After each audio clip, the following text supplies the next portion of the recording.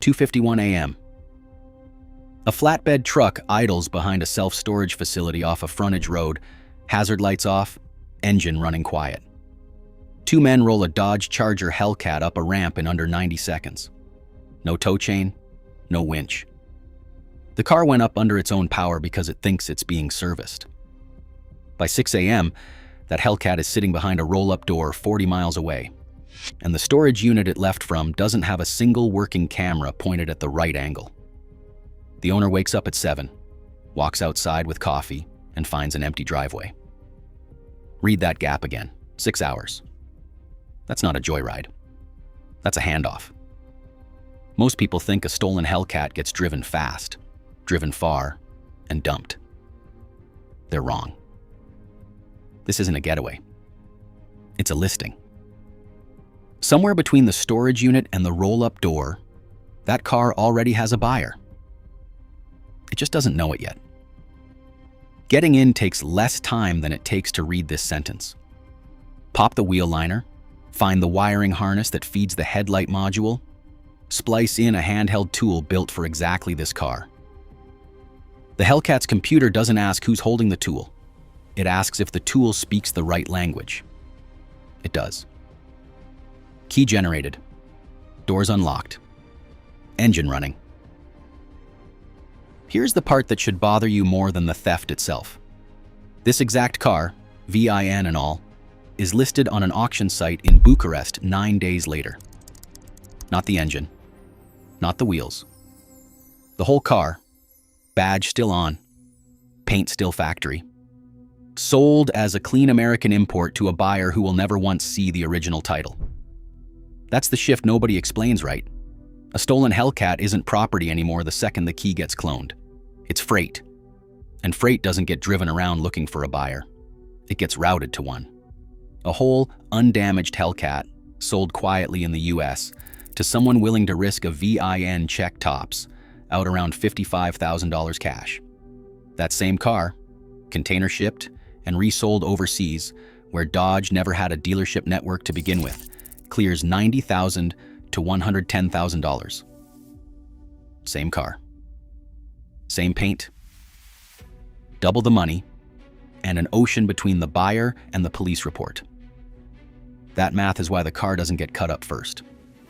Cutting it up is for parts that can't survive a border.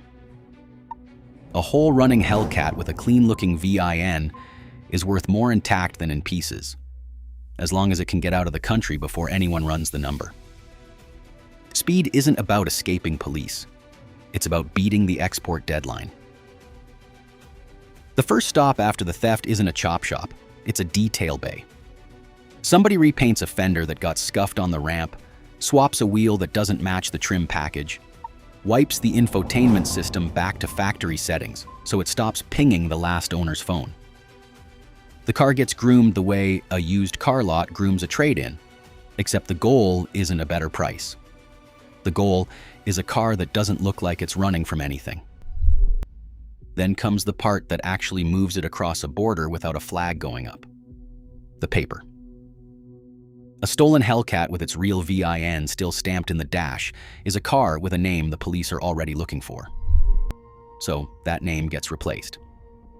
Buyers use a salvage title car, something legitimately totaled in a flood or a fender bender, bought at auction for a few $1,000s with a completely clean, completely legal VIN. That plate gets pulled and welded onto the stolen Hellcat. On paper, the car in the container is a rebuilt salvage vehicle worth $9,000. Sitting inside that paperwork is a $90,000 supercharged Hemi that was in somebody's driveway 3 weeks earlier.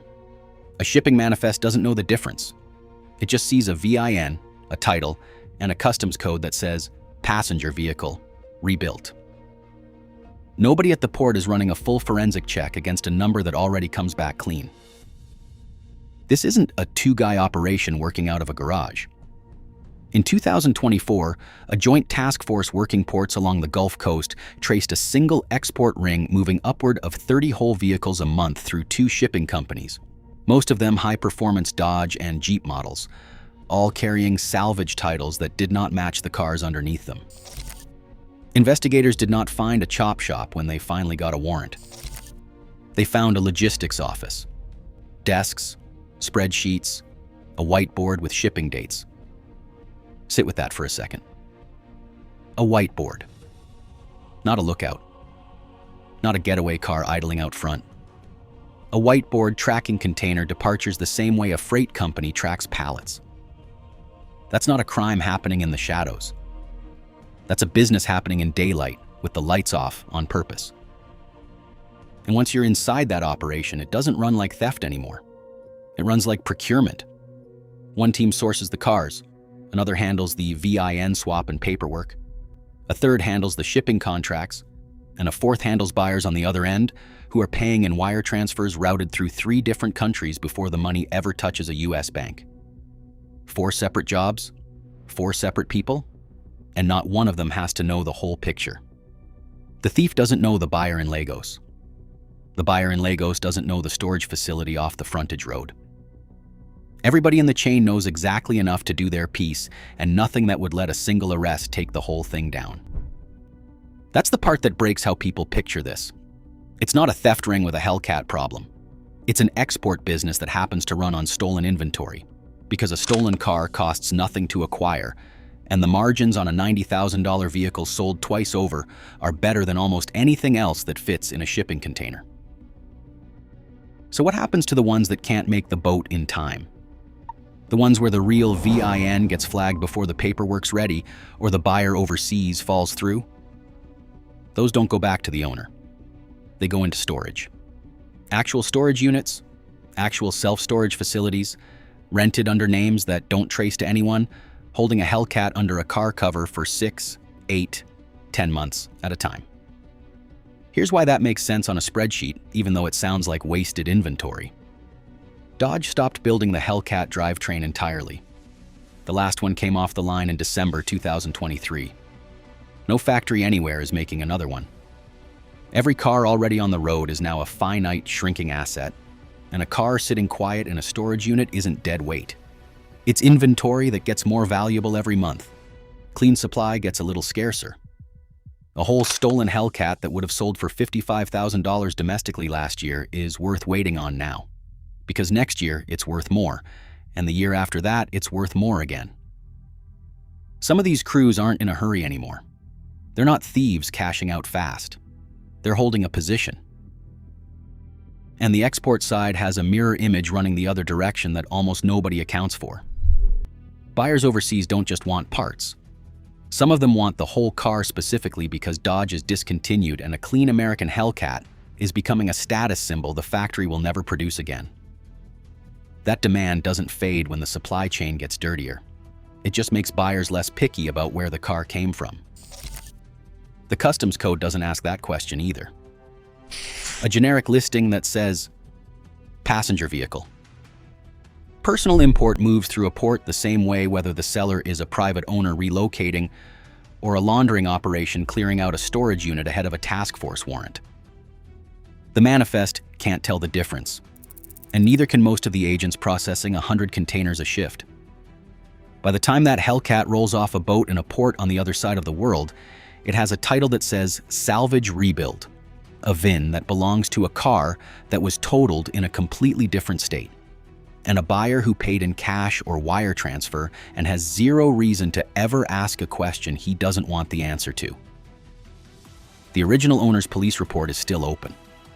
It just doesn't have anything left in this country to point to. That storage unit off the frontage road doesn't stay empty for long either. It gets rented out again the same week, sometimes to the same crew under a different name. The ramp still works. The wiring harness behind the headlight still works.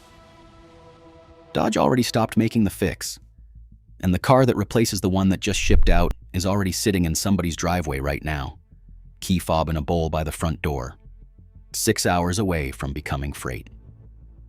The car that gets stolen tonight won't come back as a car. It'll come back as a shipping date on a whiteboard nobody's looking at. Subscribe for more on the businesses hiding inside the crimes nobody's connecting the dots on.